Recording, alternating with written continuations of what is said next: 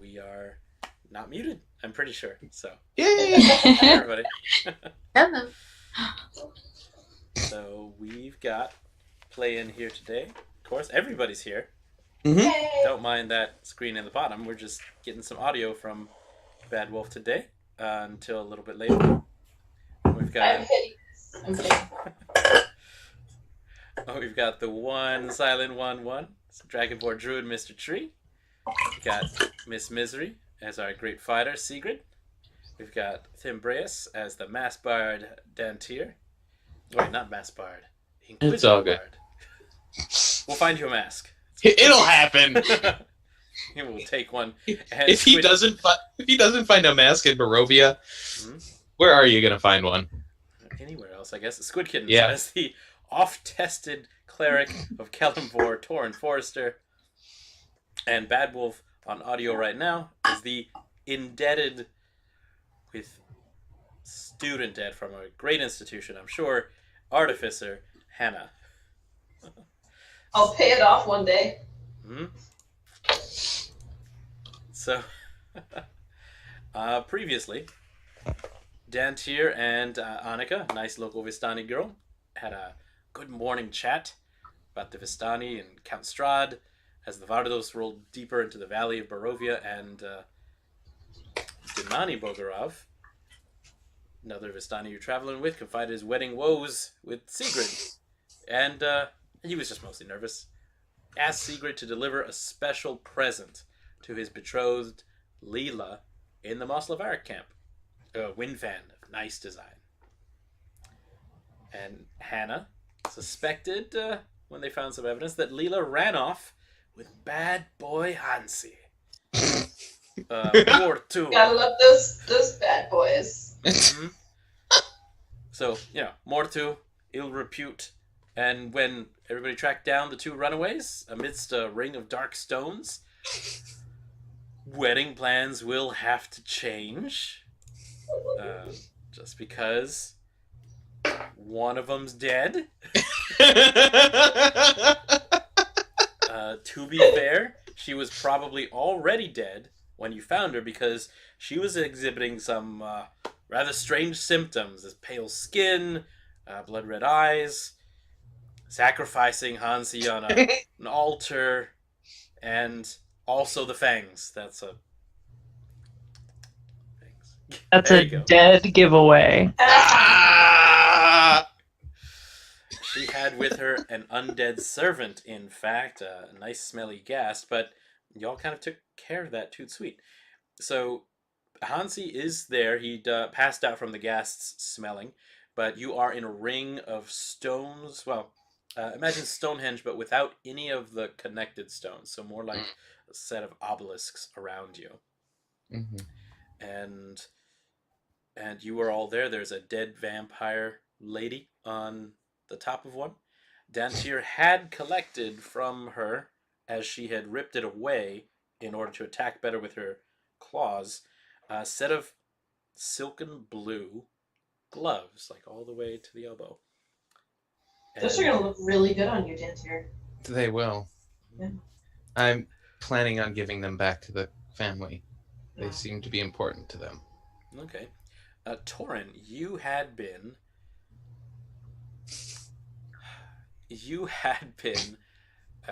alternately sleeping, grumping, and just generally not being very sociable on the wagon trip over to where the wedding party was going to be. But while there with the Bogorovs, they kind of left you to your own devices. Probably when somebody grows wings of light, they need some recovery time. Happens 8 out of 10 doctors say.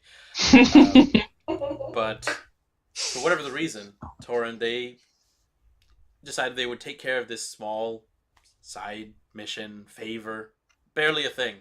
And so your group is nowhere around, and it's now kind of late afternoon.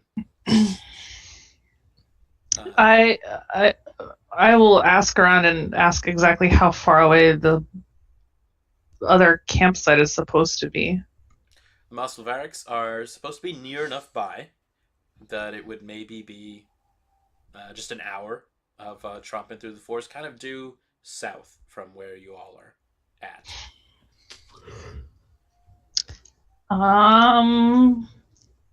Interesting. And they haven't come back. And there's been no like ruckus from that area, no loud sounds or yells or birds flying into the air. Not from anywhere nearby, and the only birds that you've been seeing is the occasional like raven just kind of flying overhead. There's been otherwise almost no bird song. Okay, I will grumble something about the inability of my brother to stay out of trouble and ask for directions to the other camp. Sure. Danani, who is also kind of on tenterhooks, he's just 17 and he's getting married tomorrow. So he says, like, yeah, it's if you could go and see what they're doing, maybe what is taking so long for them to be back, and it gives you straight directions to. Okay, you should probably go do something useful like chop some wood, or just you're going to need to release that energy before the ceremony. Just trust me.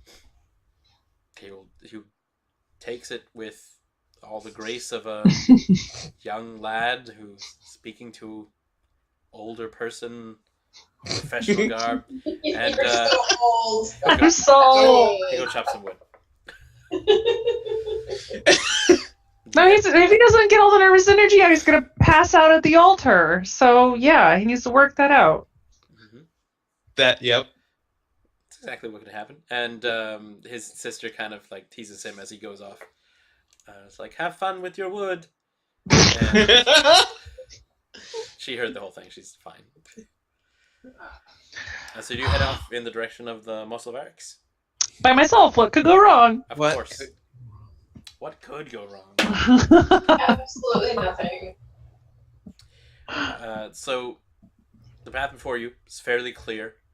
The boughs of the trees around you are rather tall and ensconcing above, but they're not very much weighed down by snow anymore.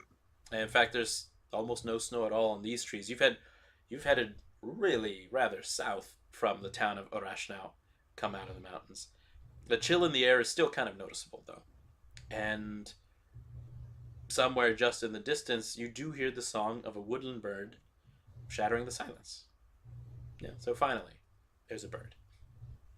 There just hasn't been bird song since you've even gotten to Barovia. It's just one of those things. Do I know what type of bird it sounds like, or seeing as that's sort of like a family theme? Yeah. Okay. Give me a survival check. Oh, good. That's something I'm terrible at. 12. Okay. Sounds like a fair standard robin.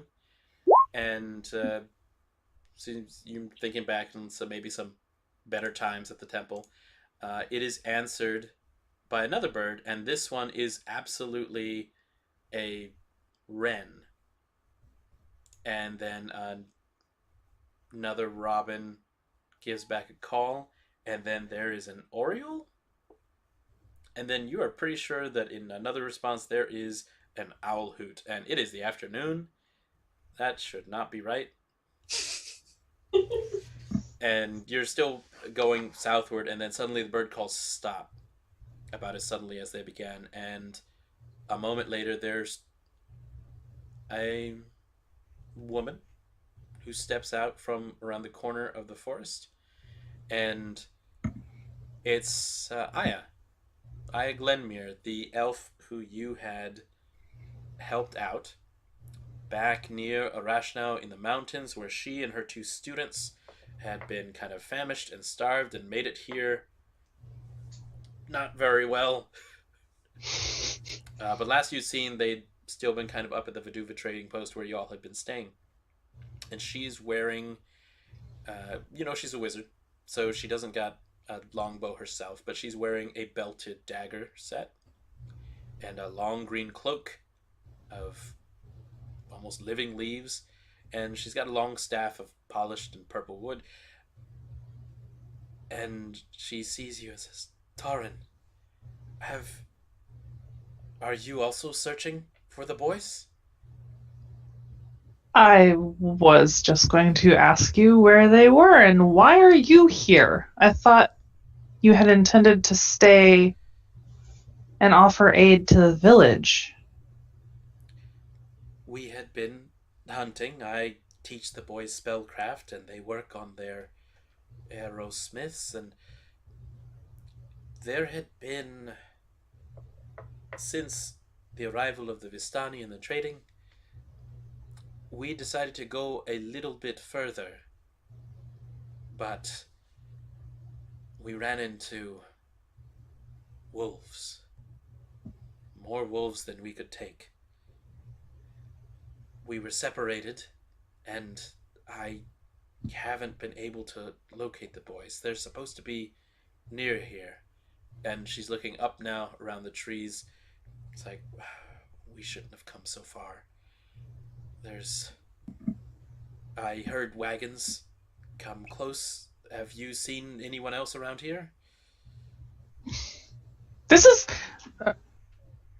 is pretty far for her to go hunting, right? Like, we had to take the wagons almost like a full day. Oh, yes. Okay. Can I insight? Do I think this is actually her?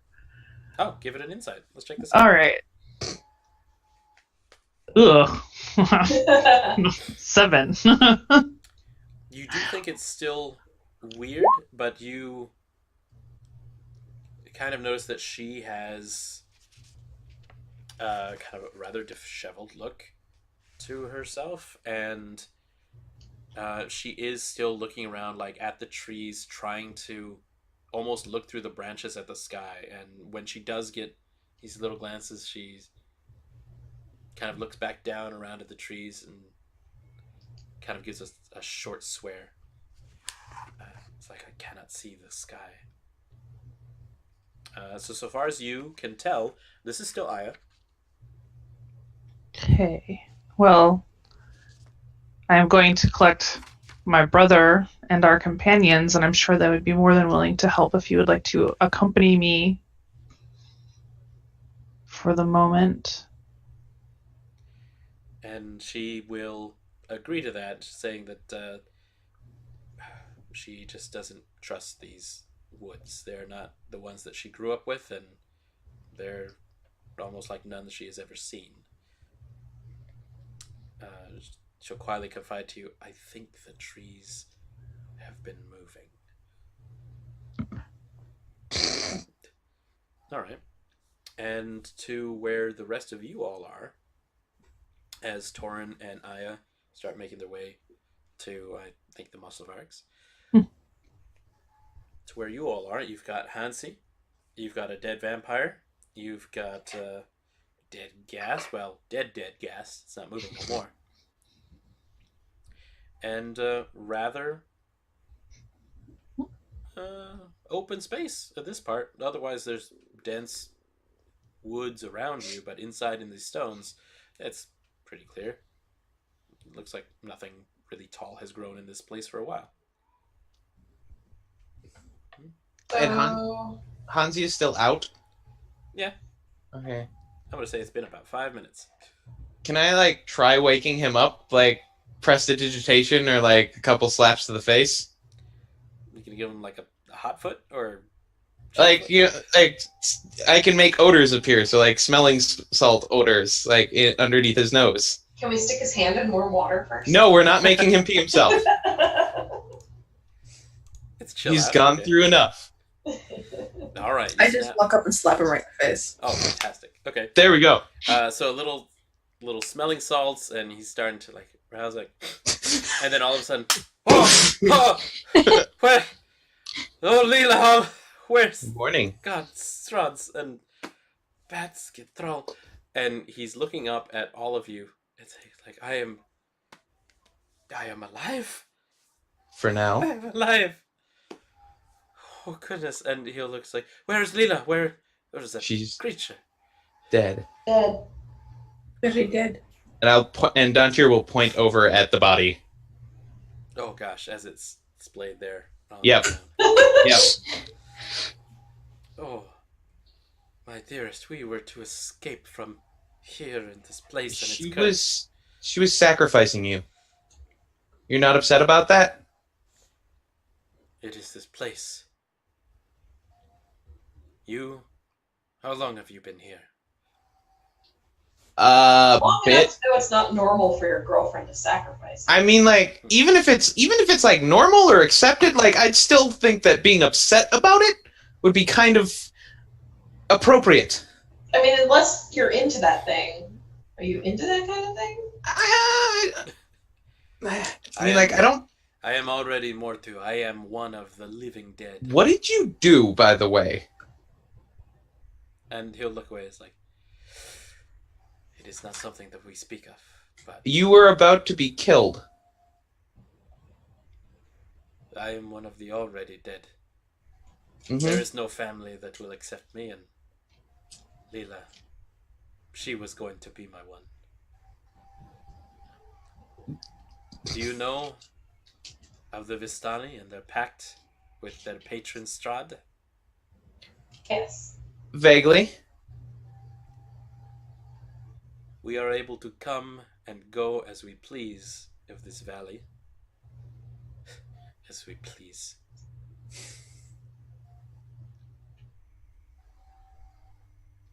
We would be anywhere else in the world, except the world would not have us. When we go through as vagabonds. When we are here, we may stay, but to stay, we would die. And he'll look at Dantiir and get rather close into your eyes, like almost nose to nose. I'll just stand there and let him get close. Yes? You are sold. And he looks to Segrid and Mr. Tree and to Hannah. All of you. To him, Yeah. you are walking bags of food. To who? The lord and patron of the Vistani. They will Uh-huh. not say it. They will say that he has treated them well all these years, but it is because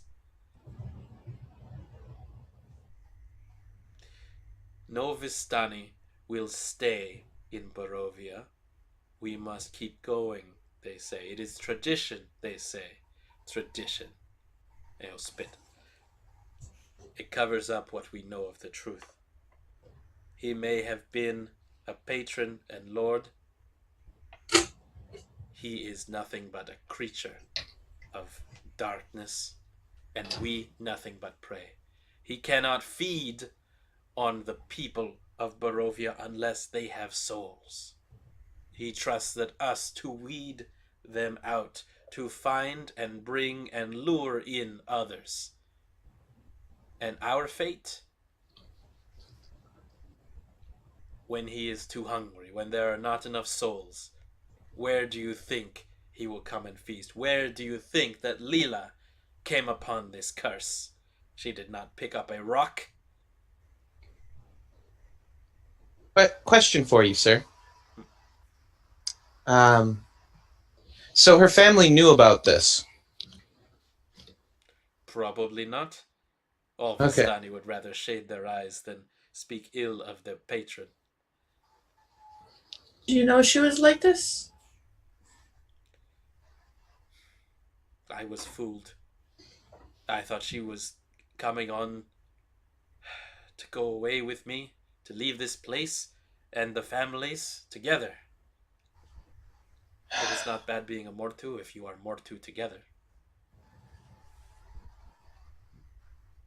Does that make them a 2-2? And now they're just a 1. There are 1, 2. There are more one. A 0-1. Oh. Oh, sad. So what? And he's saying this, and now he's kind of like pacing, but he's pacing around near the altar and in front of it. Just kind of wearing down a path. What are you gonna do now? Me? Yes, you. I'm going to leave. I've been staying here within the protection of these stones, waiting on Leela. she was going to... Well, I suppose the supplies that she was gathering were also a lie. Well, even more so, I should get out. Yeah, you should, probably. A lot of people that don't like you, and I have a feeling that once we inform them of Leela, they might blame you for that. Question. Just like, please do not do this.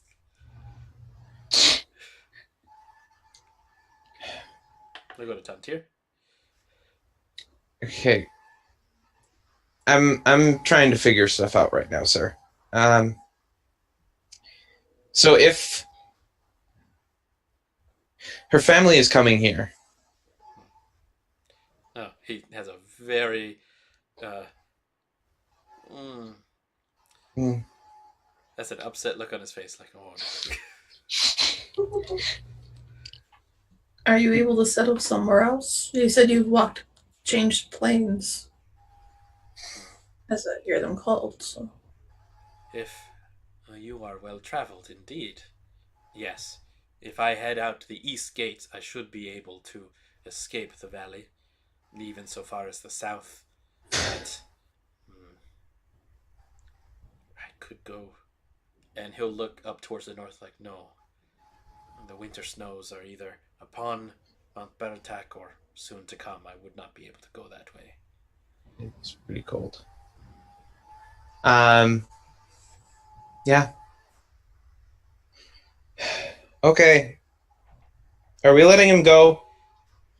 And I don't see why not. Okay. I say we do. Mr. Tree, I'll defer to the group. get the hell out of here before they show up. He's going to look around, and not near the altar, but by the base of one of the obelisks. Mm-hmm. He's able to knock some snow off of what's a traveling pack that he's had. Like, I will repay this to you, either in this life or the next one. Hopefully this one. Hopefully this one. Be safe. And, Although charging interest if it's for the next one. and he'll laugh at that. It's like, you and I both. And he'll point out to the obelisks. Stick to these stones or their sisters if you stay here in the valley. He cannot scry upon you in their auspices, though he'll kind of kick at where the snow is, where he picked up his sack at the base of one of the obelisks, and you can see from the snow that he's kicked off, there's like a small pouch, like a leather pouch. And now that he's kicked that off, he does not touch it again. It's like, though be wary of visitors. And he's not going to touch that pouch, and he will go and walk straight east. What's the pouch? It is safe to look inside. Just don't look too long. Okay.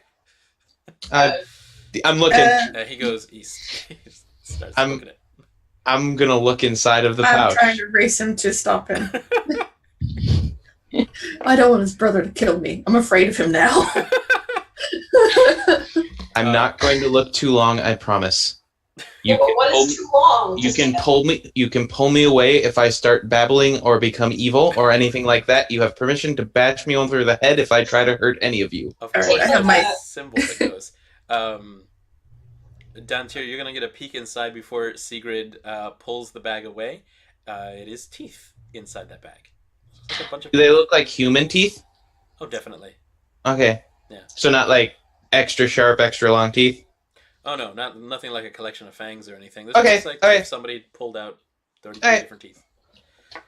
And Segrid, Okay. you now have a bag of teeth. It's teeth, by the way. Like, just teeth? Just people teeth. Does that cause you to go insane? It didn't. Maybe I'm already insane.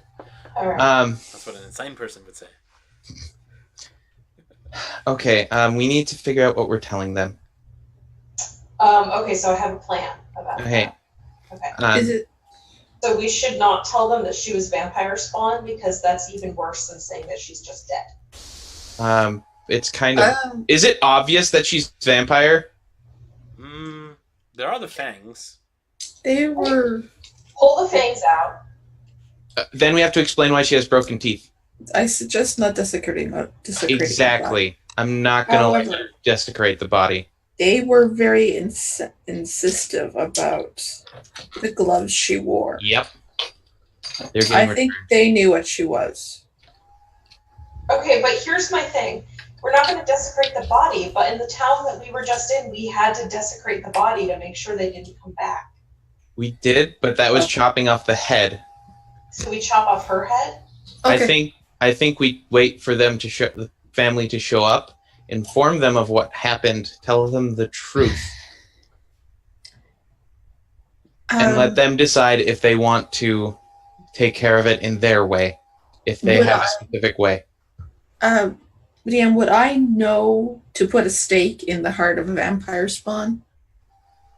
Oh yeah. Or would I just that can be clean straight it up. If you know that about vampires already, then you know that's a good idea. You got any Is there? tips? I do. No, but I can just grab a piece of wood and shove it through her, or at least attempt to. Okay, Doc. There's trees. Right. It just require you to step out the circle of the obelisks, and you'd be fine. Anyone have any wood? Nah. I don't really. Mr. Tree, what do you have? Mr. Tree just like digs in his many packs and just pulls out a really nicely, like well crafted pokey stick. I point at the bodies like, you or me? Who wants to do it? He gives it to you. I walk over and I just slam it right in.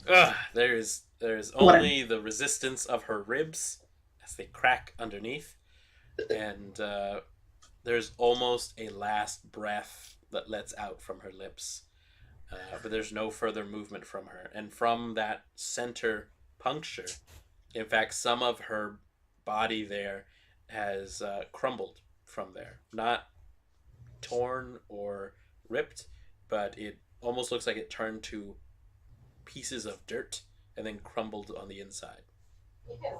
The rest of her is still there and not moving. That's disgusting. For where Toren is traveling with Aya, Aya has started being a little more talkative. She says this. It's mostly kind of complaining, like the forest how the forest has changed since the mists have been in it, and there's not for the better. How the sun is always hiding behind thick clouds, and how based on the hunting trips that she's taken the boys out, Erlin and Nimble, that the animals have changed too. That they're just larger and meaner, like more threatening. And you can just see that Aya's kind of like on a level of like sadness and almost despair over how this forest is so dark. It's just plainly evident. Then you didn't hear the bird song earlier. Oh, that was me. It's a signal that we and the boys use. If either of them had been within earshot, then we would have been able to hear each other. No, I haven't heard any bird songs since we've been here. Other than the ravens. Neither have I. And along that train of thought, it might be best you ceased if it's going to do nothing but draw attention to yourself. And she nods. You probably have a point there. And as you're pushing your way through a particularly dense clump of undergrowth, she suddenly stops. Can you smell that? Can I smell that? Oh yeah. It kind of hits you rather suddenly. The smell of death and rot is very thick here. Oh shit! So thick that you can taste it. And in the in like almost a clearing ahead, you can see long, thick webs stretching dozens of feet from tree across one part of a clearing to another tree, and there are dark shapes moving among those strands, and suspended within them, roughly 30 feet maybe above the grounds, you can see a massive gray mass, maybe kind of a nest or a cocoon, but it's big. There's some of these webs are linked up to wagons, and this cocoon thing is almost the size of a wagon. It's like easily 20 feet across, and there is a thick and green fluid dripping from the bottom of that. And almost without warning, that mass is gonna. Ooh! It jerks and it writhes, and there from like inside of that, you can hear this muted voice crying out. And when that voice makes a sound, there's a number of bloated creatures that appear from the darker recesses of that web, and they begin to descend towards you. There is a mass of spiders following in their wake, and you hear Aya say, "Fall 2 arms." You speak Elvish, right? I do. Okay. Chithal is rather. It's a bodily function. It's not really a word. And to the rest of you, you may be wondering, it's now been at least half an hour, and the Maslaverics are still not coming. But for everybody, go ahead and just roll me a little bit of initiative, as they say. Yeah. Hey. Oh, I don't. I had a short rest. That's a good question. That's a no. Is Toren fully rested technically, or? Oh yeah, Toren's at full. Okay. I don't have it. Oh, there we go. Thank you. See, I don't have a toolkit, but now I do. Okay. Oh, yep, typical me. Bueno.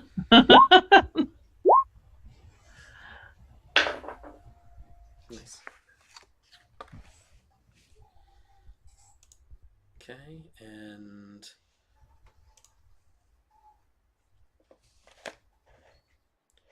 so you've got gross.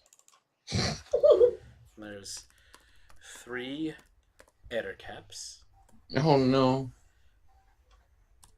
and infamous from The Hobbit, ettercap. Yes.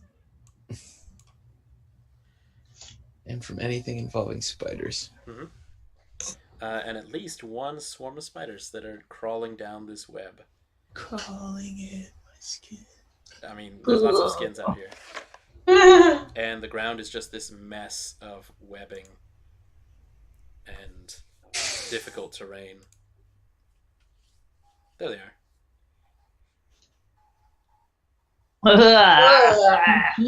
Gross. So ettercaps, these kind of bulbous-bodied, 4-limbed, surprisingly, and 4-eyed creatures with these big pedipalps and fangs. They're so icky. So there's 3 of those boys. And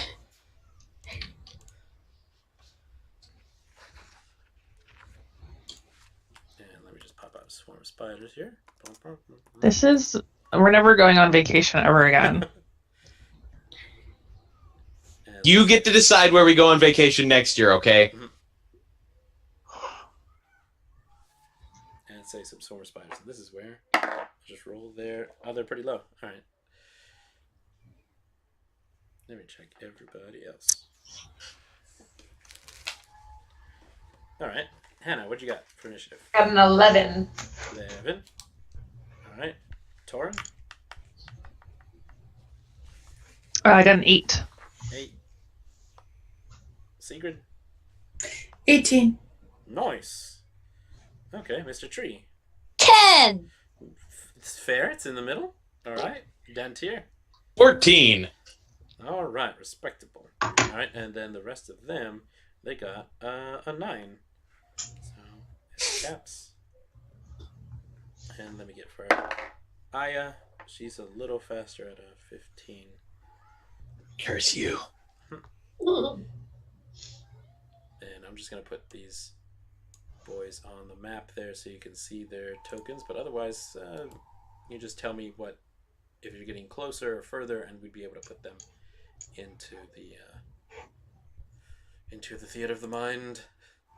There's Aya.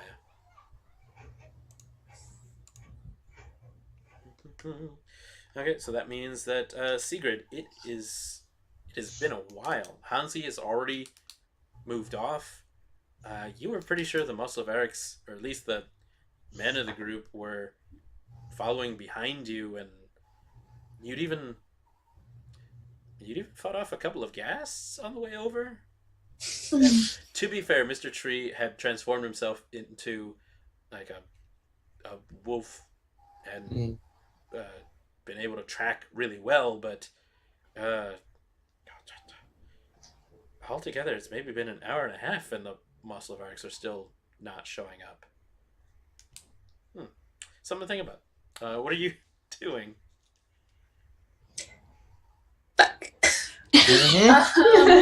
I'm just going to... Can I get closer to him without leaving the circle of stones? To the body? To Hansi? Oh, I'm going to say Hansi has already left. Yeah, to these things. The Getter cap. Yeah. Oh, you're not there. No, that's at a completely different location. Oh, okay. So there's nothing there for me to kill. Nope. Correct. There's been nothing here to kill. Well, I mean, technically we're there, but I'd prefer not to die. Alright, I'm just going to walk the perimeter of the stones, just keeping an eye out for things, watching for people to come. Nice. Give me a perception check.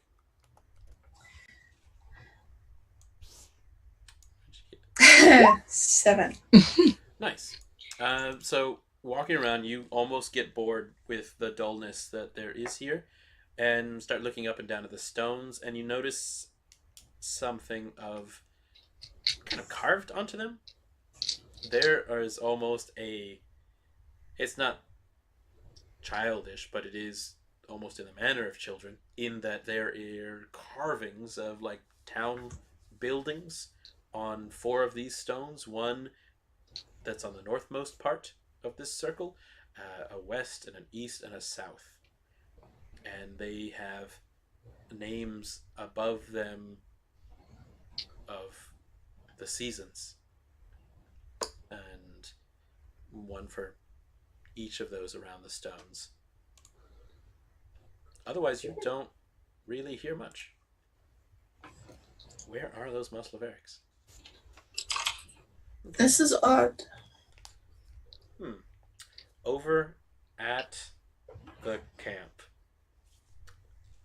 Aya is rapidly using up a string of every elvish expletive you have ever heard, Toren. Did not teach you some of these things at school, and while you were, you used to live with your dad and mother back in Faerun, and your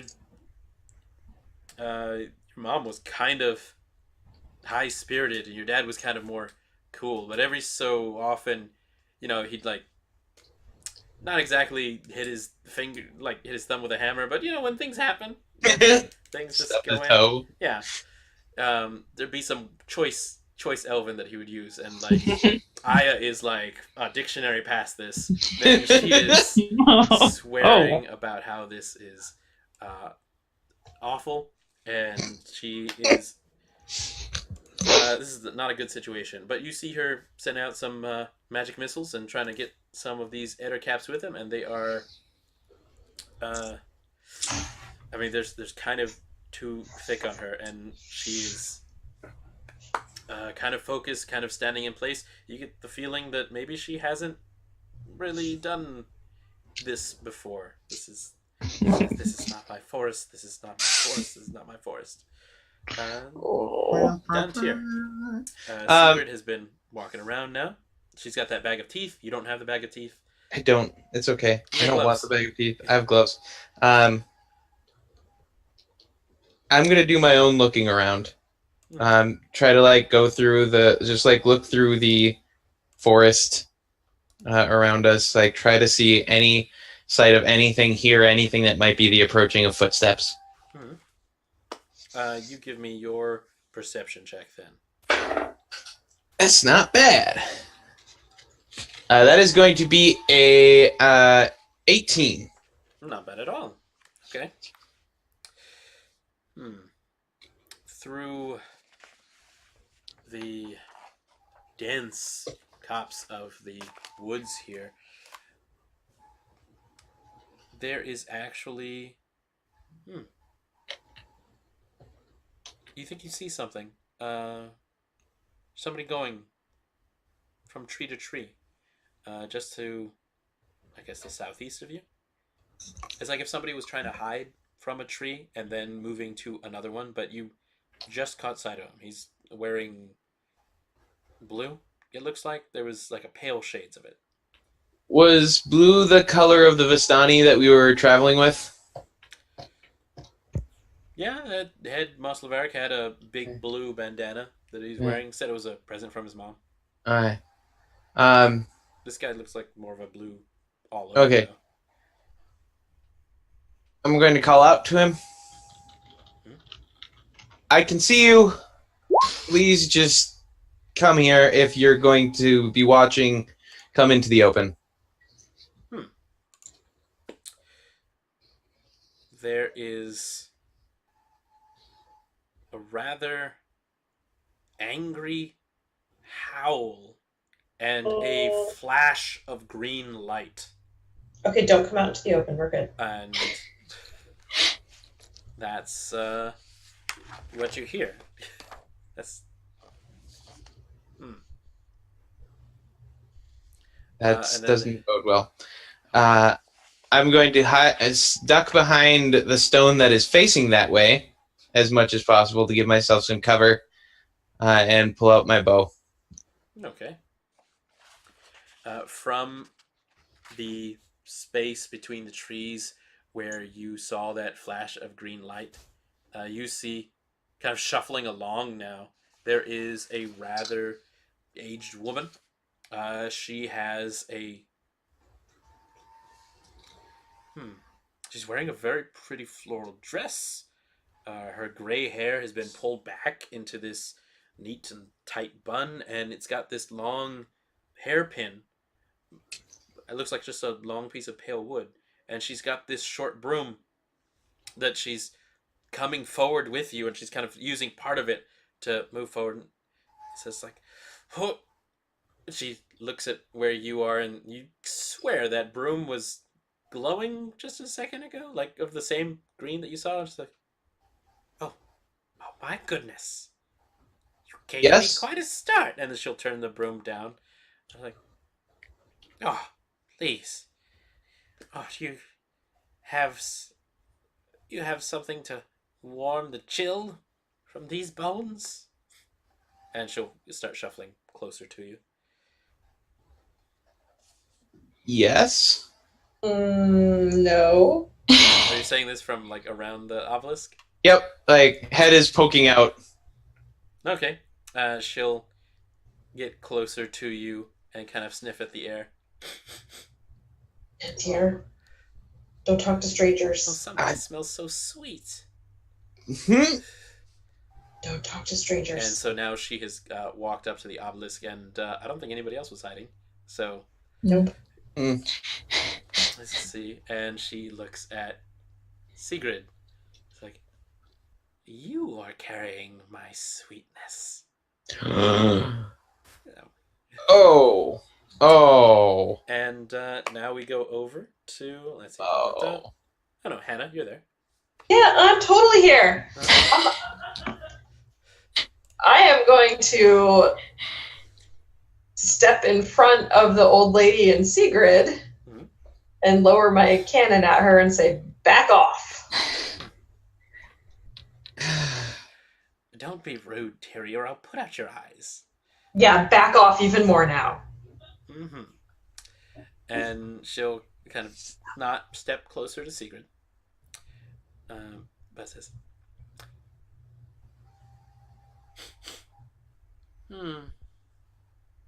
oh. And unerringly, after sniffing the air, she looks over at the fallen body of Leela Oh, you've killed one of his children. Well, she tried to kill us first. I mean, it's only fair. Self-defense. Fair is fair. That's absolutely the law. Like, I like you, dearie. You seem to have your head in all the right places. And now she's just kind of looking at where Hannah is, and I like to keep my head in all the right places too. So, and that's when you hear another wailing from behind in the forest. And Dantiir, this is the same one that you had heard almost when the green light flashed, and you see the lady sigh. He's not going to stay dead, is he? Oh. And that's when, of course, that's from 11 down to 10, Mr. Tree.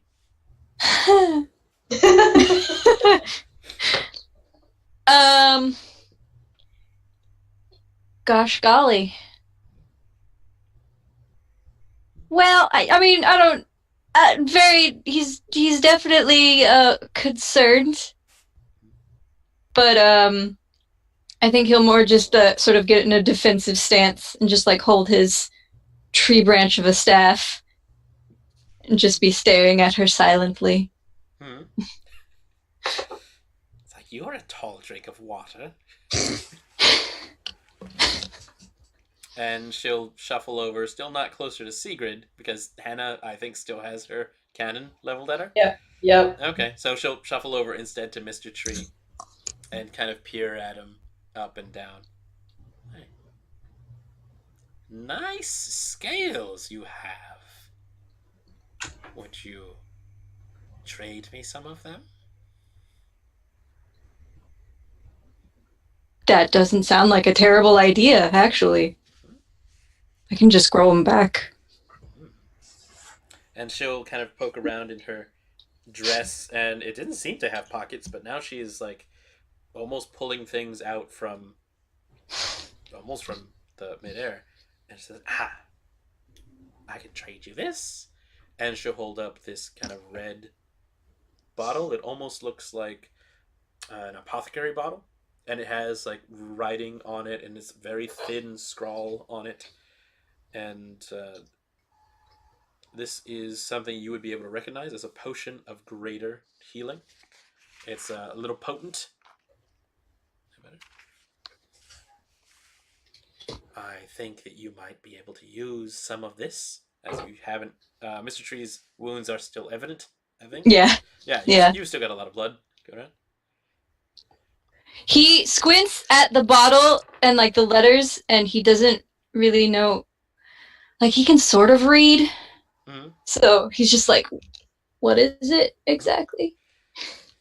Oh, this will be what cures your ailments, darling. This will set you right. I trust you. And how many do you need? I've got like a couple here that are falling off. They're a bit loose. And she'll bring out a rather large dinner knife. Or it's not the right shape for a dinner knife. And because Mr. Tree gone fishing, this is definitely a scaling knife. Oh. Yeah. Oh, I think just about a foot, but just about the length of this. That should be fine. I don't think Hannah wants to watch Mr. Tree. For you, dear, or would you prefer to do it yourself? I have some experience in this, actually. All right. I don't know why I'm doing this. It fits. Okay. I'll just like carefully-ish. I don't handle blades often. Uh-huh. Carefully just try and like, I guess, fillet my own skin. Just right off the arm? Yeah. Okay. You know what? It feels a little like no matter how you hold it, you get into such a good position. This is either a very well designed blade, or you've got a better talent for this than you thought, and it certainly isn't too bad at first because you've got the thickness of your scales on there, and just about when it gets to like that quarter point, that's when you start to feel a little like a scraped knee almost. At this point, it's like this is maybe going a little too deep, and then at which point your hand keeps moving and you shear off like almost a solid square of scales right off your arm, and that hurts. There's a bit of blood that's coming off of your. You've got a clear patch of it's just that freshest layer, you might say. Lots of blood vessels. As the woman, gray hair, raises her hand, the knife and foot of scales come to her, and she just kind of walks over to you and offers out that bottle. Take it. And she's rolled up the foot of scales and she's kind of tucked it away. Or disturbing. She sniffs one more time. She brings it back out. She licks it. Teacher, where are you? She puts it back down.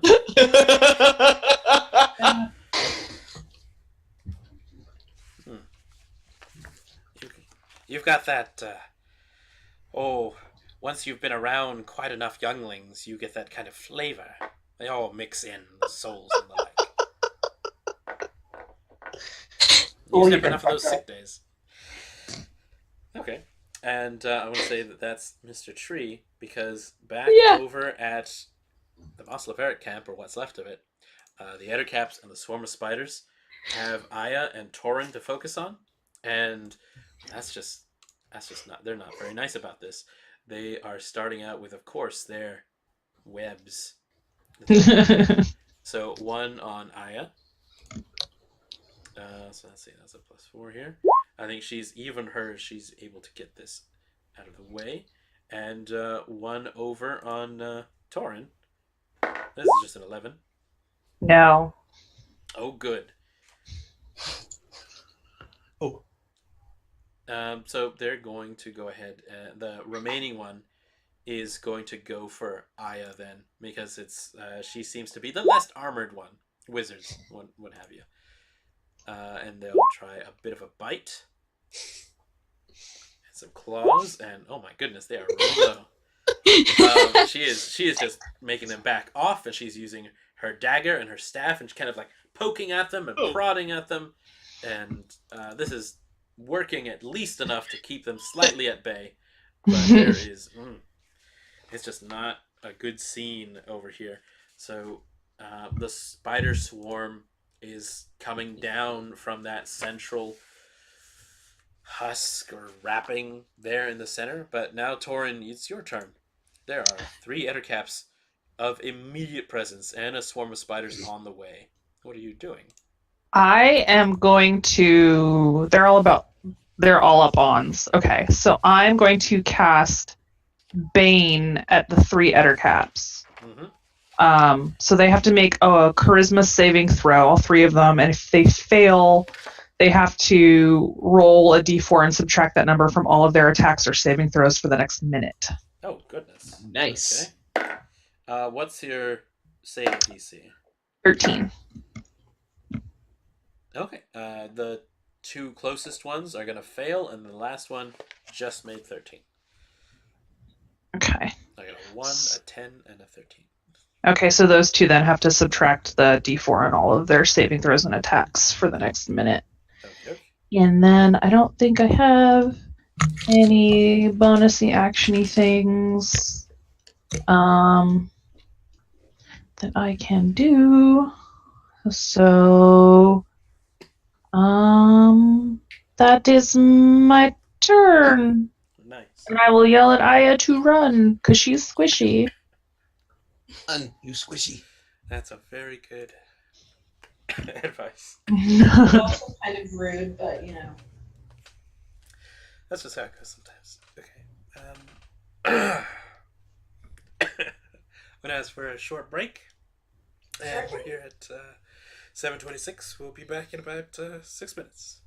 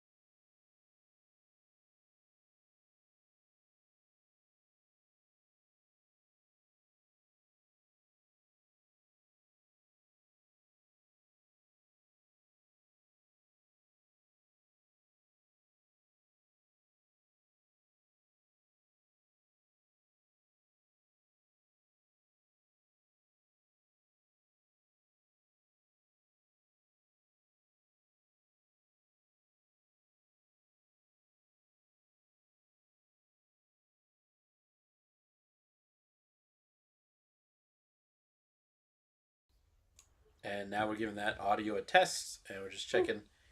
I just brought down the desktop a bit, so that should be everybody else. And the mic is coming from me.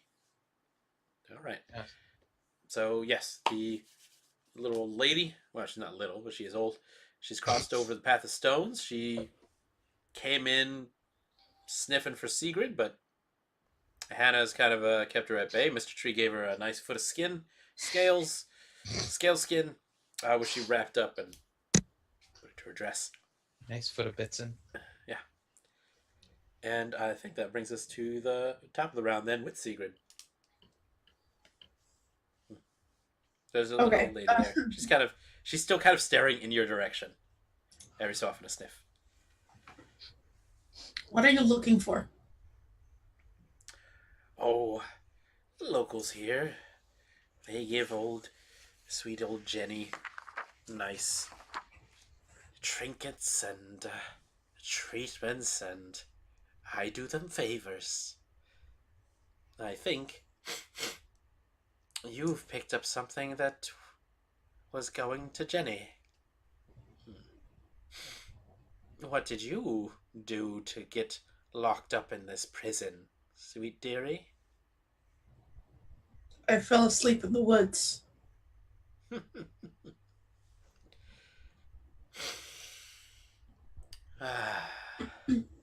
So you're here.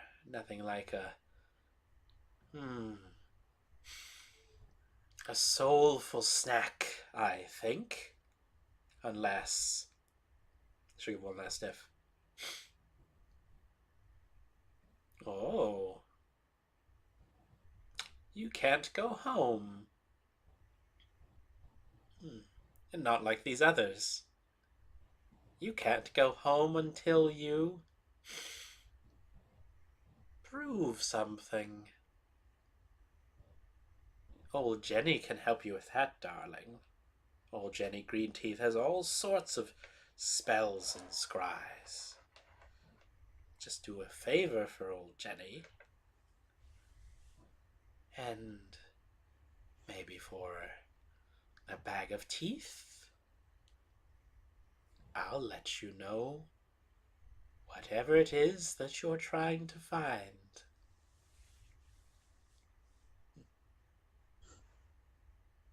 I just give a quick look to everybody to see what they say.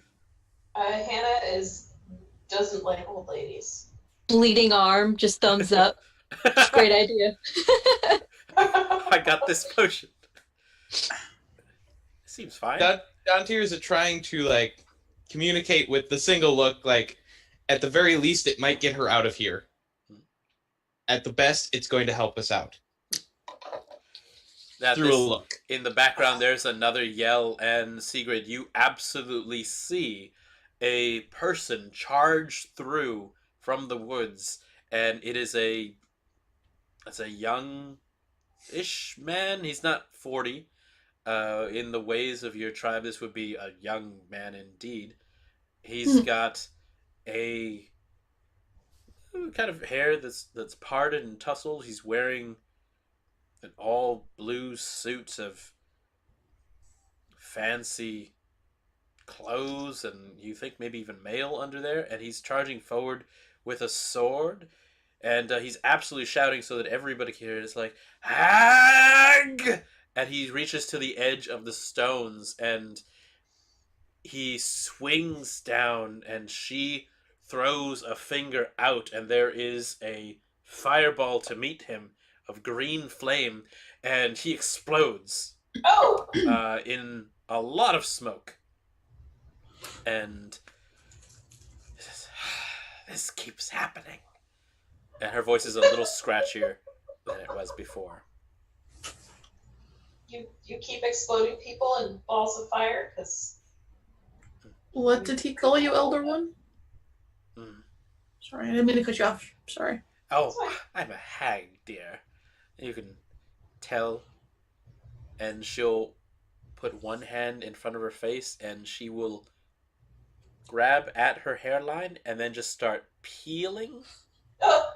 And this face of the old lady she had comes off, like there are eye sockets that pop, and then from underneath this it couldn't have been like a regular face mask because she pulls it off and around this rather long nose that has just a couple of warts off the side. Her skin is just this sickly green. And as she pulls it down, even her teeth in her mouth have changed. And this face she's holding on to is just hanging down at the bottom in her fingers, and there are crooked teeth in there. It's like, That's disgusting and impressive. This is the worst vacation ever. it's a free show, darling, but old Jenny Greenteeth here is the best hag you'll meet today. Hopefully the only hag I'll meet today. I'm the only hag on this parts. No, I know there's a coven further.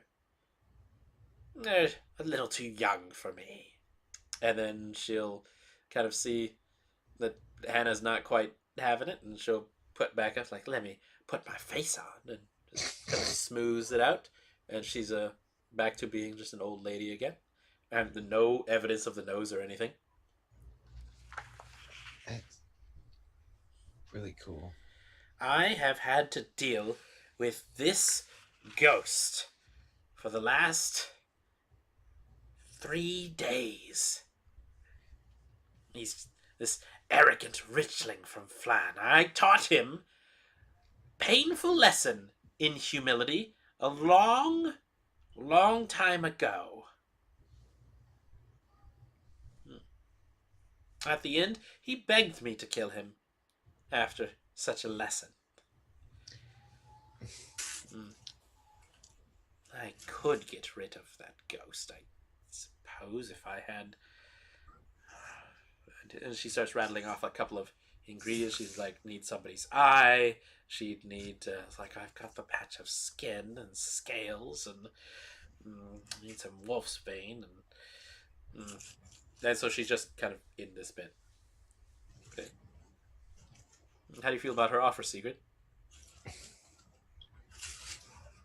It's tempting. And then what are you gonna do with teeth, anyways? Elder. Go ahead, sir.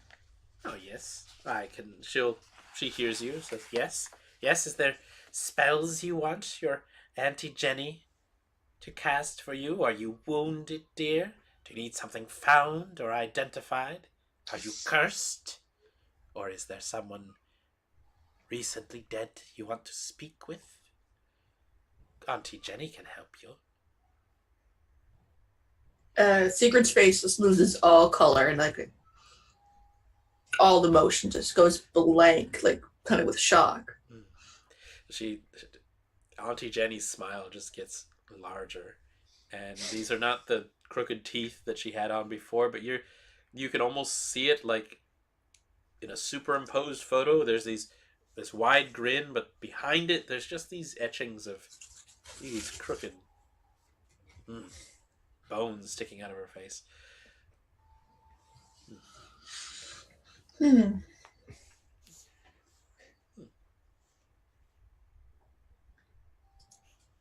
I guess with that considered, we'll check in on Aya.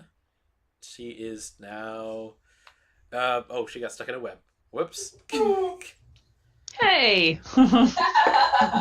She wasn't webbed up by the ettercaps. She was actually trying to get closer to the center mass, and she was trying to be Toren, because you heard her before, and of course, as she explained it, she's trying to tweet out in birdsong, and there is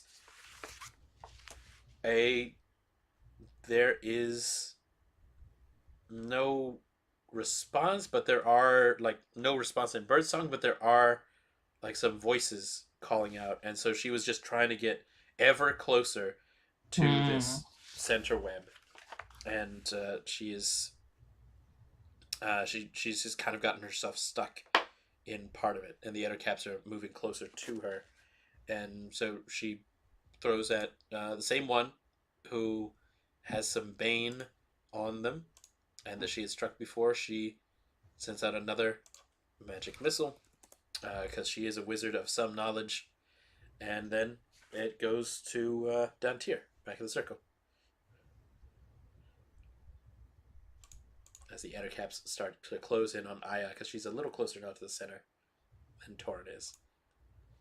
You said your name was Jenny, right? Oh yes, Auntie Jenny to you, dearie. Auntie Jenny. You said you could locate things for us. Oh yes. You do Auntie Jenny a favor, and she returns in kind. You asked Auntie Jenny for a favor, and there's a price. What kind of price would you require for locating an object? She'll give another sniff. I think, and does a couple figures. There are certain metals that are useful in spell casting, and does it hurt to have things around? I think I could do a little locating divination for you for 210 gold pieces.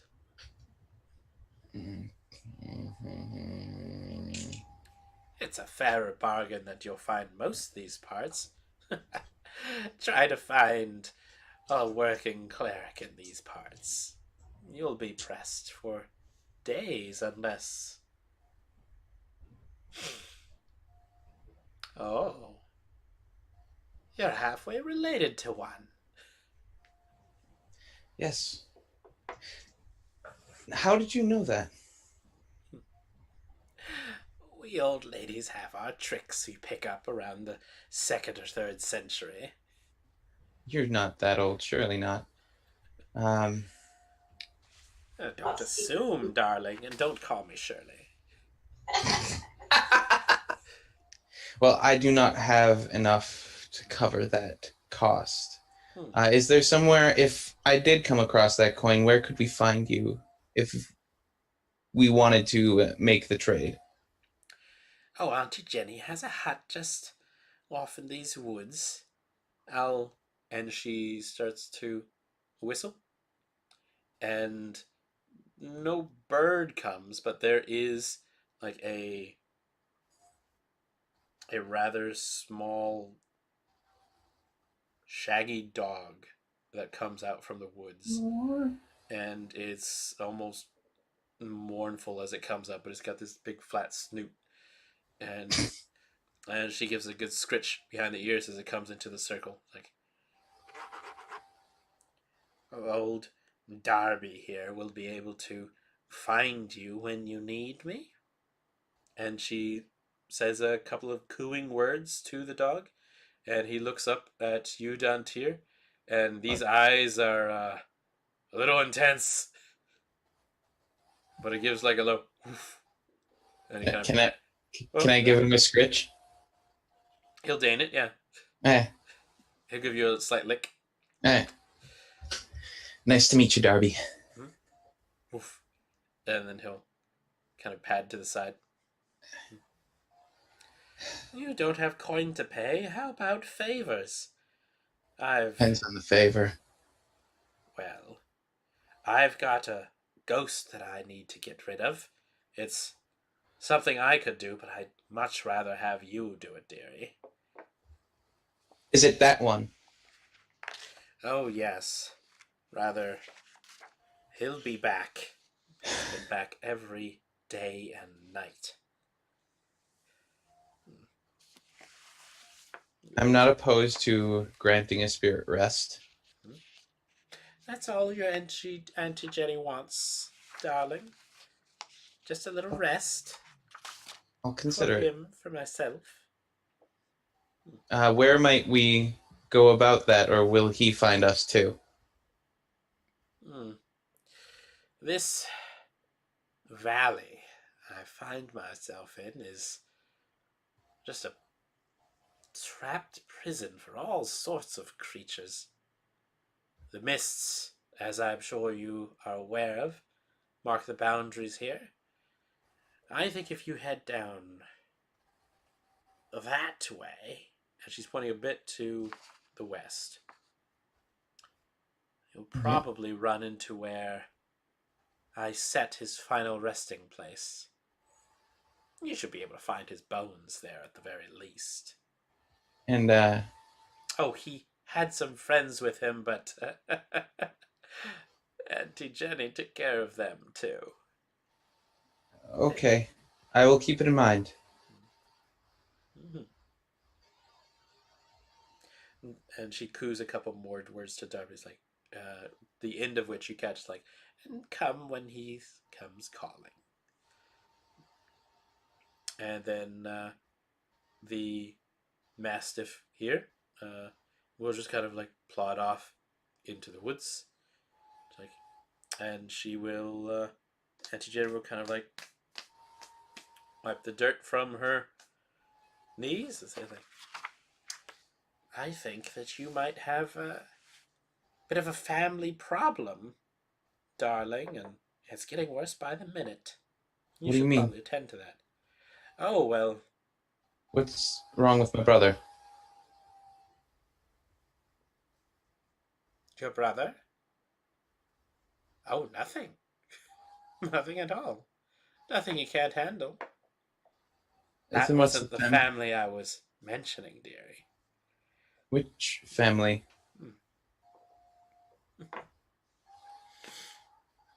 The only family you've got left here. And she's just staring at you. And then she poofs into blue smoke. And she is not there anymore. Or at least not where you can see. And so we go to Hannah. And the lady you've been training your cannon on is not presently there. And so you've got a cannon trained on Dantiir. Well, she's fucking creepy, and we should not be doing favors for her. The only reason I would take something like that is because it might help us find those artifacts we need to take care of Strahd and get out of here. You think you can trust a hag? I think I can trust a lot of people to deals. You just need to read the contract right. I'm pretty sure hags aren't fans of actually drawing up contracts. Figure of speech.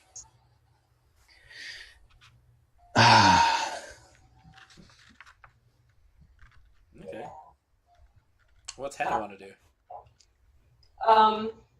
What does Hannah want to do? That's a good question. I mean, if the people haven't come from the town yet, she's going to want to go back to the town if they're not coming out there. Okay.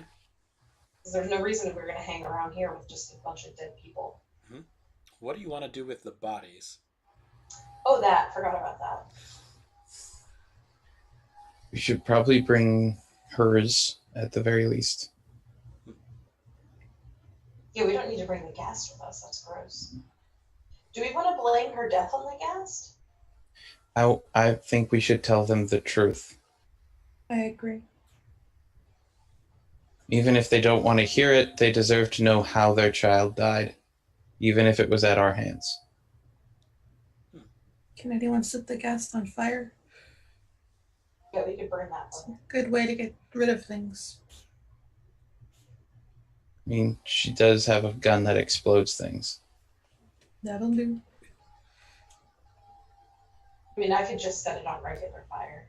I mean, that works too. A very talented artificer. Regular fire. She'll build a little thing and set him on fire. Okay. That's no problem. Mr. Tree, are you helping out with any of this? Or? He can just offer to carry the body. No, that's a fair offer. Yep. All right. Then we'll go from Mr. Tree to Toren. The two Ettercaps that you had baned are advancing on Aya Glenmere, and the one that you had not is advancing on you. So two are moving away from you. Stuff. Okay. I'm going to use my bonus action to summon my spiritual weapon near one of the ones heading towards Aya. Hmm? And so it's going to make an attack, which I'm just going to roll for. It's going to miss because that is probably an 11 won't hit. Okay. But it's there for me to whack with later. And then I am going to attack the one that's coming at me with my silvered mace. Oh, powerful. Okay. Will a 14 hit? Oh, definitely. Oh, it takes 6 bludgeoning damage. No. Okay. And that is my turn. You see his paunch kind of like it. It's It's like an inside belly button. That's gross. That's just how it goes sometimes Some people have innies, some people have outies. in this world.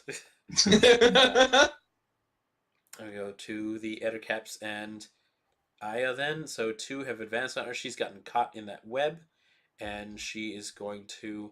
Oh no, she's giving some advantage to them in that point, and they one kind of grabs a piece of the webbing that she has got her legs caught in, just stretches it up and over, and as the other one kind of gets close, it grabs onto her.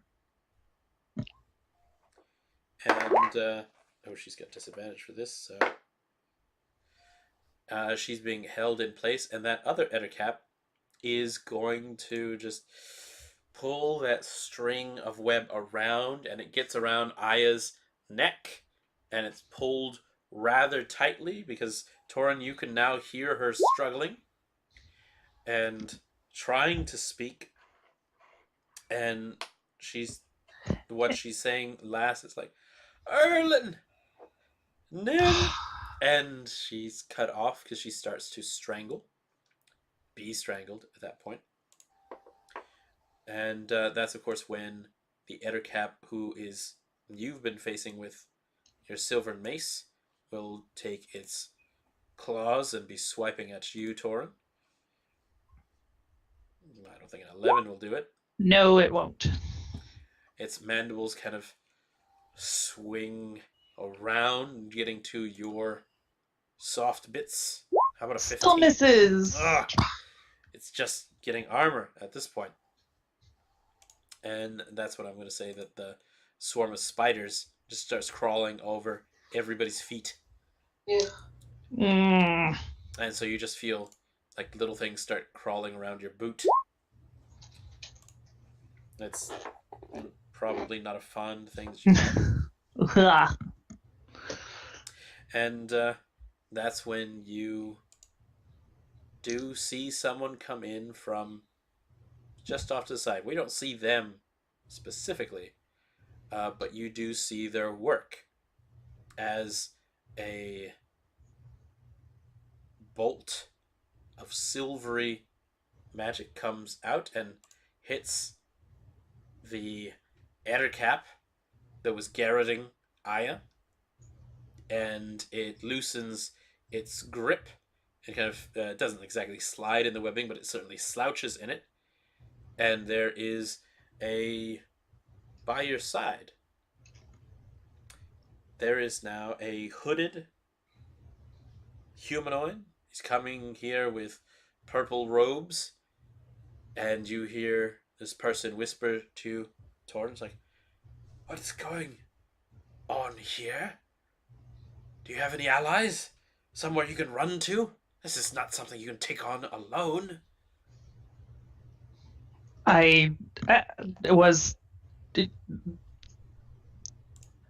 There's over that way.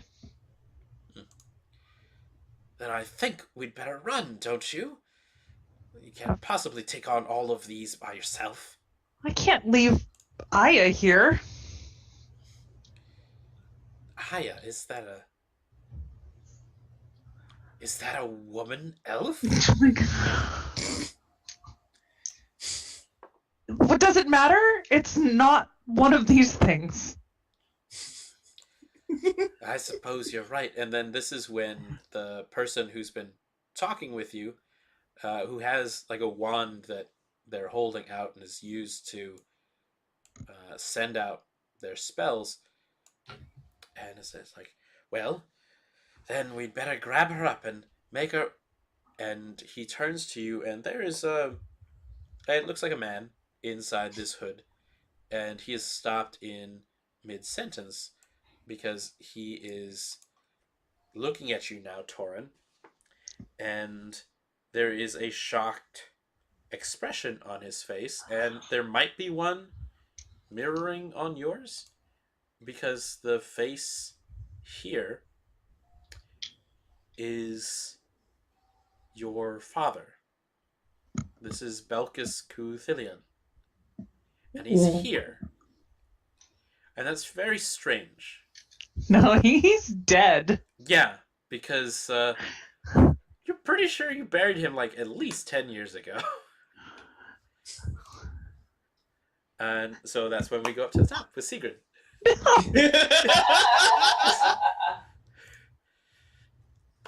So Hags disappeared. You guys have got the body. You have, unless otherwise, I'd say that you're traveling to the west, back to the Muscle Barracks. I took the bag of teeth. I kept them. Okay. Buried them like underneath my armor, as deep down into my stuff as possible. Oh, sure. The deepest layer. They're not in my underwear. Nope. I have them stashed in my bra. For luck. That's in some circles. 8 out of 10 doctors say. It's now been a little bit later in the afternoon. Now it's like evening. So not that it makes much difference. The light coming through these trees just hasn't been great.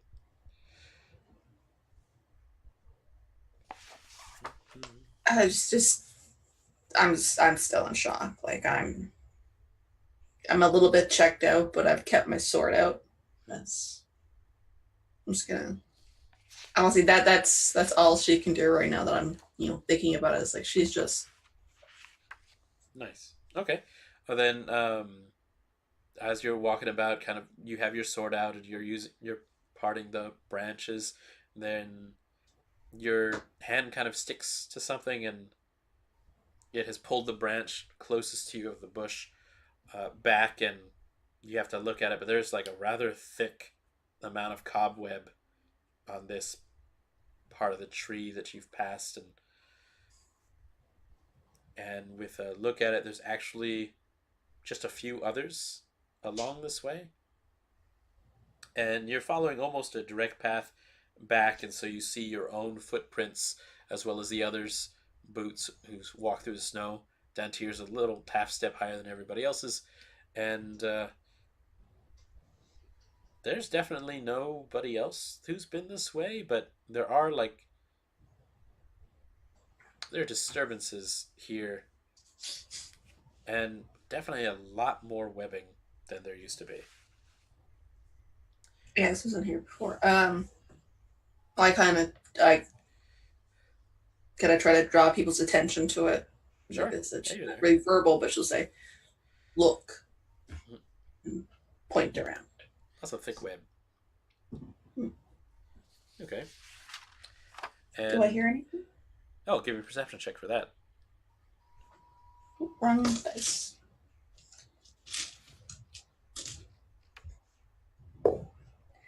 3. Okay. You still hear no birds, but there's something that, as you're listening in here, anybody's movements, this section of it just kind of winds through some thick and tall bushes, and you've got webbing on your hand trying to get off, and there is there's something shuffling nearby. There's like the sound of pine needles, like when the wind rushes through pine forest and they kind of shake and needles are falling, and it almost sounds like another bit of wind coming through just from the timpani of these falling through the air and hitting. And there's damp leaves that you can smell, and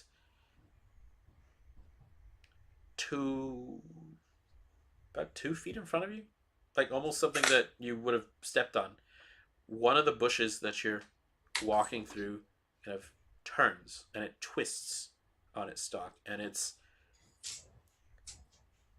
roots are there in the ground, and it's roughly humanoid in shape. It kind of comes a little too thin for anything, but it's moving now, and this bush creature is it's like a bush that has almost lost all its leaves here in the winter, and all the branches are just sticking out, and they just come out to these little points, and it kind of opens a very shriveled section of its bark, and there's this little noise that comes out of it, like a ee, and a little ee, and then the tree that is next to you starts to twist where you have had brushed your hand against it, and this tree looms over you, and it pulls out one large root from the ground, and there is dirt that comes off with it, and another root from behind, and so from around where Mr. Tree and Hannah have been with the body, and where Dantiir, there is now a rather large tree that is kind of moving around, and from where you are, Segrid, there is also a large tree, as well as these little leaveless private bushes maybe, and that's where they are. So there's about 4 of these things that are going for the 1, 2, 3, 4 of you, as well as just their big tree friends. And so we'll say that Aya, now not being garroted actively, is going to try to pull free from the webs, and she is going to shout back at Toren. It's like, I think they're in there! We have to get them out! And she's going to wade forward to where the web is thickest. And there is a ettercap that is at her back, and it reaches out with its claw, and it absolutely hits with that, but she is What was fortunate. it? The baned one? Oh, you're right. Oh. Do you roll the d4 on that, or do I? You can. That's fine. Let me try this. Oh, that's a lot. Okay, never mind. Aya is fine and just narrowly escapes that fate. And she makes her way to that center, thickest part of the web, and she has a dagger in her hand, and she just starts cutting at it. And next to you, where the person, the hooded person who has a familiar face, is looking at you, says, "Oh, Toren, you have grown." You're supposed to be dead. Chuckles like, "Aren't you supposed to be in school still?" I'm 40 years old. Oh, yes. You get that from your mother, I think. And we go over here to Dantiir. There is now an awakened tree near you, an awakened tree in front of you, and 4 little twig lights. Hey, I'm gonna take a swing at one of the blights. Okie doke, they're little. Yep. I should. There we go. Alright. Hey, that is going to be a 21 to hit. Okie doke, yeah, that's definitely a hit. And that is going to be 8 points of damage with my silvered rapier. Oh, that's good. Okay, well, with that, that one's kind of twisted, and you get a little bit of black sap that as you cut through it, and it's kind of speared through, and so there's just this covering of milky black on it, but that twig blight is gone. Okay. The pieces stop moving. It's almost dead wood. And then I'm going to. Can I continue moving towards the camp without getting any attacks of opportunity on me? There's a big tree in the way, Okay. so that might get just a little difficulty, but you can certainly try. Like, it's just in the way. It is. How many times can it hit you, honestly? Probably more than once. Enough. It can hit me enough. I am going to... Is it right on me? No. Okay. The one that was closest to you, it kind of shook itself from maybe like 15 feet away. Okay. Then I'm going to head towards the camp, but stay out of the as like little as it will be, but staying out of the reach of the tree things. Oh, okay. In that case, you'll have to go sideways a little bit, and so you're in the range of one of the little sharp bushes. One of the. That is okay compared to a tree. Okay. So let me just give a little swing there. So it's just got these little sharp branches, so that's only like a +3.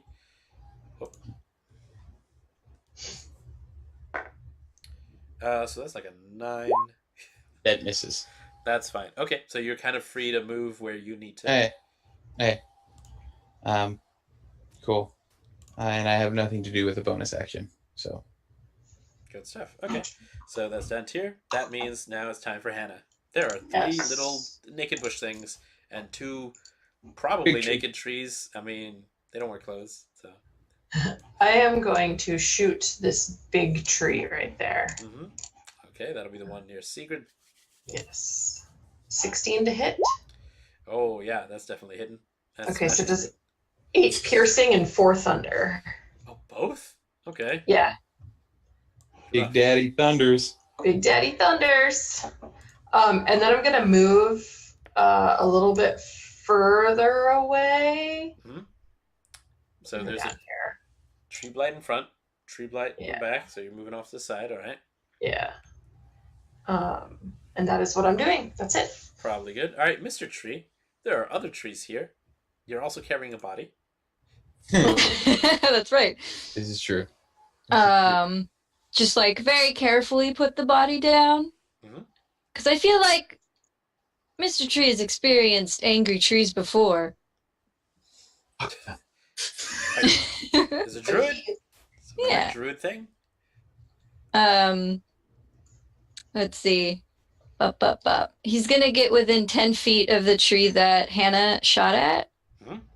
And just sort of like reluctantly outstretch his hand, and like a little poof of like spore happens, and then the creature needs to make a Constitution saving throw. Oh no, alright. Spore fungus, the worst.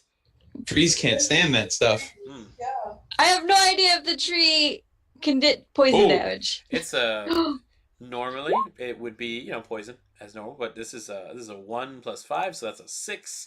I don't think that works. No. So then it will take... Oh, so this is that bad mold. This is that black mold. Takes 11 poison damage. Okay. As that mold just like grows right up along the branches. That trunk. Some parts of the bark are just falling off. It's still a rather large tree, but he's certainly whittling it down. I should probably do this as a bonus action. I need to healing word myself. All right. I could.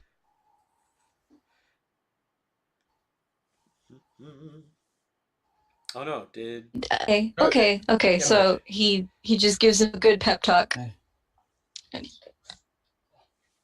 Good for it. Okay. So that means Mr. Tree's gone. So let's say Toren goes too, because I messed up the initiative. But I like having players and then enemies. That's fine. Toren, you're there. There's this guy. Yes. He's got a hoodie. I don't know. Dads don't look real cool in hoodies, and neither does this guy, who possibly your dad. Probably not your dad, because he died. That's one of those things. Usually, dead dads, they don't pop up in hoodies. But Right. who knows? I mean, Ghost I'm dad. going. I'm going to look at him and say, "Help or disappear again." And I'm going to bash the Edo cap right in front of me, hopefully with my silver mace again. No, that's only a 12. Oh yeah, that's he's going to be able to at least move very nimbly, surprisingly so, with his bulbous form. But I am going to bash my spiritual weapon with my bonus action. Is going to bash on the same one again that's over by Aya, and hopefully it will hit. believe in you. Ooh, that is a 16 to hit. Oh, nice. Okay, definitely. Okay, and then it will take a D8 of force damage. It will take 9 points of force damage. It is looking rather the worse for wear. Like, this is not the Ettercap's day. It just came out here to get some good food. Maybe make sure that food stops moving, and it's fighting back, and it's not very. You think it, good food usually doesn't fight back this hard. And that is my turn. Okay. I'm gonna have all these brand new monstrous friends that we have do their thing, and I'm gonna roll onto here. A couple of boys. Let's see, for our Ettercap friends. This will be versus Toren's AC. Just a couple of claws. Couple claws coming right for you. Gets a snick snack. Let's that is a 1. Nope. Let's see, I'm gonna have one that was chasing Aya. Kind of make it pass to you. That is a 14. Nope. Alright, let's try one getting close to Aya. Let's see, that is an 11. And for her, that's not enough either. Okay, they're coming up all thumbs. Let's have them do some bites instead. Terrifying creature, all thumbs. Oh yeah, it's like 2 thumbs. I think it's like a T-Rex. That's disturbing. Whoa. Check dice. That 18. Is it one of the Bane ones? Oh, it is. Let me fix this real quick.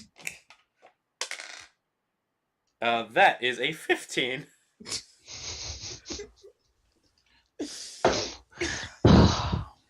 That just enough? Okay. Booey. All right. Well, that is 6 piercing damage. And as you feel it just bite into you with that one, there's a. Oh no, 15 won't. 15 won't make 15 it. won't hit? Okay. Yeah, an 18 would, but 15 does not. Oh, definitely not then. So there's this squelching noise as this green venom starts squirting out onto your armored collar as it's trying to bite down on your neck, and it's just not succeeding. And just this little like almost a milk spray onto it. It smells fairly acrid. And at this point, the elf here who's calling himself Belkis kind of tries to get in between and it's like, get off my son, and will give a shove to that Ettercap that was you were hounding with a mace. So it's a nice versus, and instead he is kind of pushed back and pushed to the ground, and it kind of hisses, and he's gotten himself caught in some of the early parts of the web. Oh yeah, it's a deep catch. So he's kind of tripped on his own feet and stickiness, and Aya is now really close to the inside of that nest, and now you can hear her calling. I was like, Erlen, Nimel, And over where the rest of you are at, which is now not too far off. While you can't hear other things are going on because of loud snapping trees and branches. I'm going to try a 1, 2, 3. I'm going to do a twig blight on Hannah as it kind of like goes out to the sides where you are and just goes after you specifically. That's not very nice. That's just one of those things. Twig things. You know? So this is a 9 versus your AC, which I don't think is going to happen. No, it's 15. Okay, so it kind of like scrabbles at your legs, and it's like when there's wind makes a tree just kind of scratch at the window, and it just against your boots. It's like just little things. Don't scuff my shoes. It scratches harder. No. Let's see for Mr. Tree's ankles. Let's see if they're in danger. This is a 12 versus AC. Yeah. Okay. 12 hits. Okay. That is exactly my AC. Well, then this is 3 piercing damage as it kind of digs its pointy branches at you. And versus Dantiir, it was ridiculous. It was a 2. So it tried to go after Dantiir and just didn't make it. In bigger danger, I want to say, are the ones who are near the trees, because these trees have 4 attacks. Oh, I don't like that. They're very large. So what they will try to do is that against Mr. Tree and then against Segrid, 2 attacks here with its roots that kind of rip themselves out of the ground. It's not proper feet so much as it is like a walking web of firewood. And so versus Segrid, this will be a 25. Which I think will hit. Sorry, hits. Okay. So you're grappled at that point. It doesn't do damage. It's just the root limb has wrapped up around you and just gotten you a little entangled here. And as you struggle, it's just squeezing a little tighter. And against Mr. Tree, this is a 14, which for Mr. Tree also grabs. And so both of you are grappled. And that's when it starts dragging you a little closer to its mouth. And so for Mr. Tree, there is a bite as it kind of loads you up and sends you from its root. Like somebody's picking up Mr. Tree with its foot. It's a little rude, but you know, not my house. But this is 20 versus your AC, and that hits. Oh yeah, as this wood comes down onto you. This is like being stabbed several times from the left and the right. This is the nightmare scenario. This is the woods coming to life and exacting their revenge. It's exactly what I wanted. This is 18 piercing damage to you, Mr. Tree. I got you. Okay. Oh. Segrid, you see Mr. Tree kind of struggle a bit, and then as the wood comes down, there's just a squelching noise. Lots of things start dripping, and Mr. Tree's legs are not moving really well.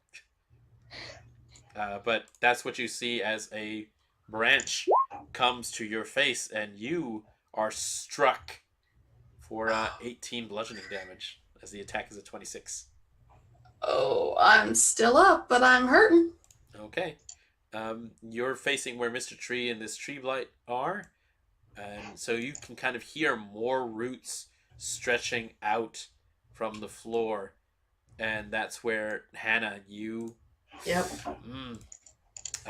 This boy's coming after you. This boy's for you. This is a 29. That's a crit. That definitely hits. All right, grabbing you. This is getting a little tight. This is non-consensual. I'm just gonna go out there and say it.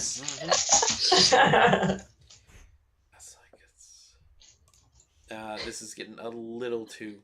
So it didn't do any damage? Did it do damage? Nope, it's just going to give you the Oh, squeeze. it's just grabbing me. Okay. And then against your back, you feel one of its branches. Oh, no. This is just cow. 26 versus your AC. Yeah, that hits. Okay, so 18 bludgeoning damage. What about the +9? Oh, no, that one's for the other wheel there. Oh, okay. That's only 29, but it doesn't have it. Oh, wait, grappled? Oh, no, you're right. Take that, too. It's got advantage, yeah. So, 27 bludgeoning damage. Okay. That took me down to 1 hit point. Oh my gosh. We're Nice. in Barovia, and we're getting slaughtered by trees. That's amazing. The only It's way poetic. It's poetic. That's one of those things. That's the ettercaps, and let me make the spiders go try to bite. Let's see. Let's have them go for that elf who's stuck on the ground. Give him some advantage there. Oh yeah, that'll work. They start biting that elf that's that hooded elf that's on the ground next to you, Toren, and you can almost hear their fangs and pedipalps commiserating there, snapping, stinging, poisoning, and you see this elf just start trying to pat himself down and knock these spiders off, and it's not quite working really well. And Segrid, you are there. You saw Mr. Tree kind of get bit, maybe in half, maybe not. Yeah. You're pretty sure neither end of Mr. Tree is wiggling at this point. What can I do? You are currently being grabbed by Yep, a I tree am. light. So that means here at the start of your turn. I gotta go try and get out.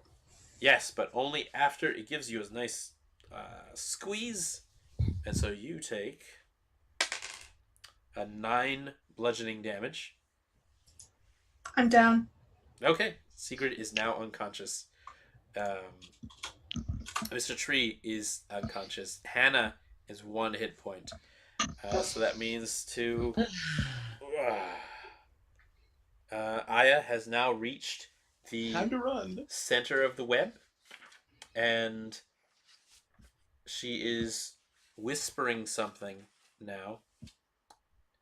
And Toren, you see her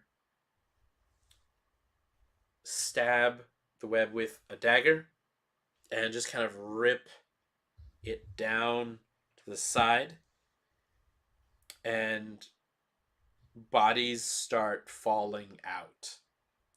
Oh. She has cut now a good 8-foot stretch. She started high, she took it to the side, and there are men and women, and they are they look like plenty of colorful. They got nice big bright yellow shirts. A lot of them gooed up,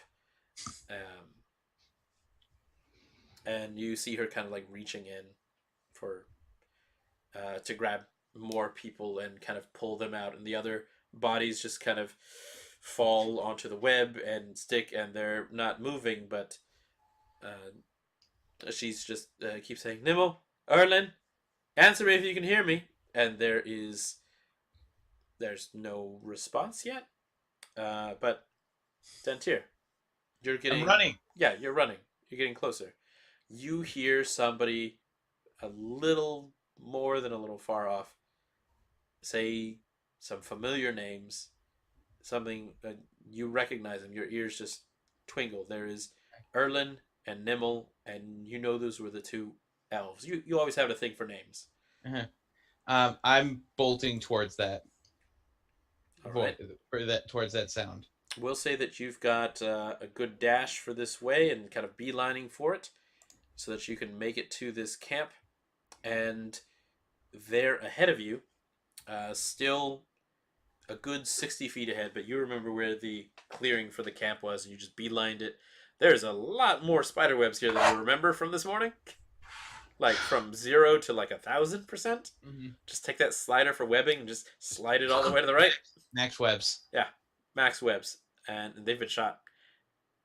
Toren's there. I'd finally woken up, I guess, and there's a hooded gent down on the floor. He's got some purple stuff, and he's got spiders over him. He's kind of like swatting at it, and further than that, like another 60 feet away, like across from the end of a street, almost as far away as she is from you, you can see Aya Glenmere, and she is like pulling bodies out of this super thick cocoon, and just bodies are falling and hitting things.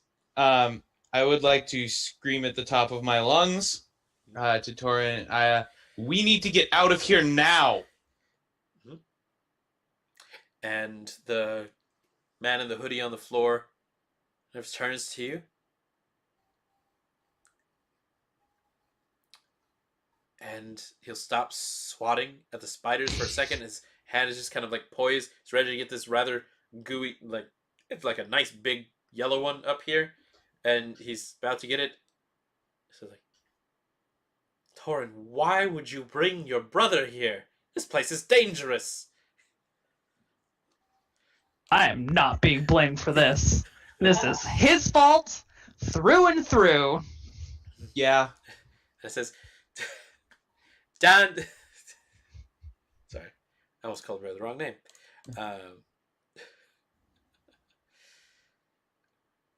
And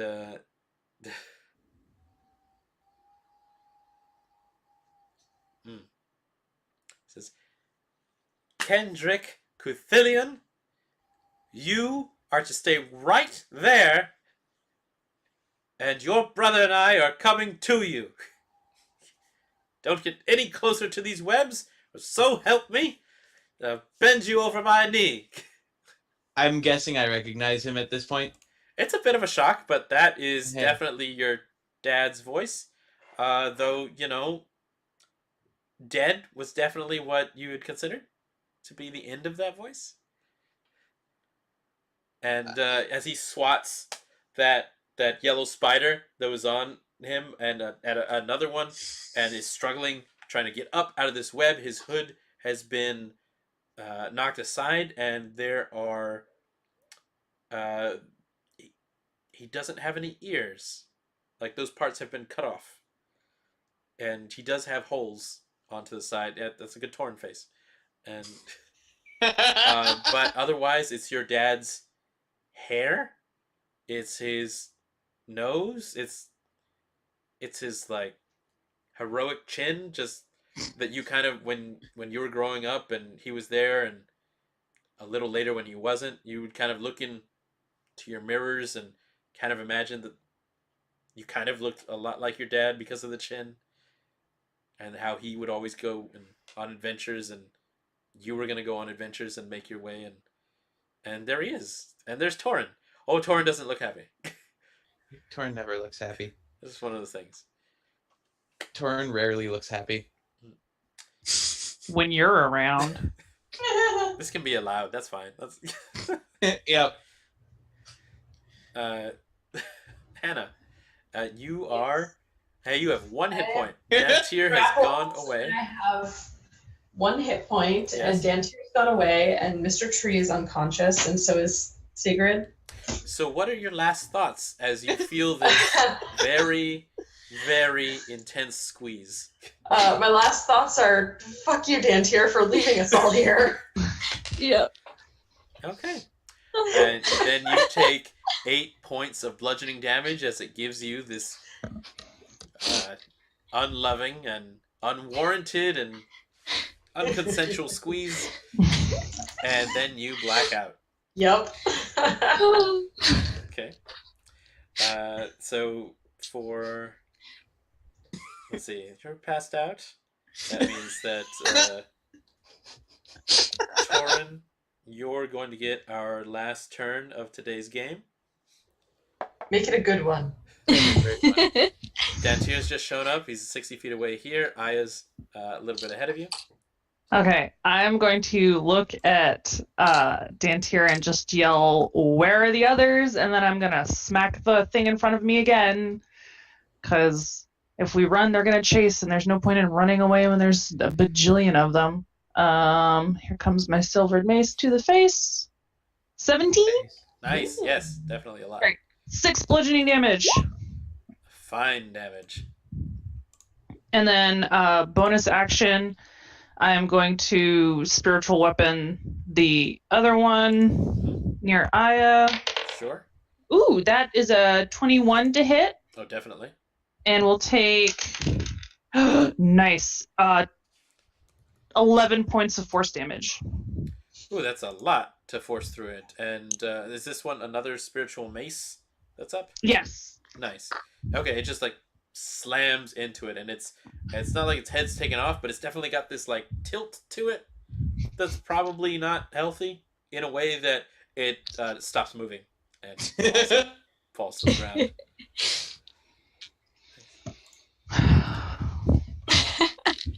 So the one in front of you hurt. The person on the ground next to you starting to tear himself out of the webbing. Dantiir behind you.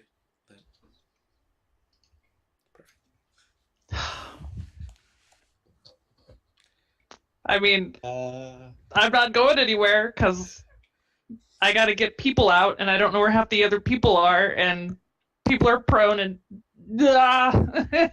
Okay. Then from 60 feet ahead of you, where you see Aya has now pulled out the body of Nimble, and he always had this kind of dark gold meatish hair, kind of fell in front of his eyes, and she's pulling him out. It's like, Nimble, where's Erlin? And I was like, what happened to your eye? And then she's kind of putting him down, and another body falls out from that spider cocoon in the center, and that was definitely Erlin, and he looks a lot better fed than when you had first encountered him. He's like put some meat on his bones, maybe a little too much around the midsection. Maybe should cut back some of that venison as there, or maybe not, because as Erlin's body kind of slides out of there, where Erlin just limply hits onto the floor, even webbed as soft as it is, his stomach bursts open, and several other swarms of spiders that were incubating within kind of pop out, and Aya screams. And that is our game for today. Welcome to Barovia. Bro. Oh, that was awesome. Nice. You evil man.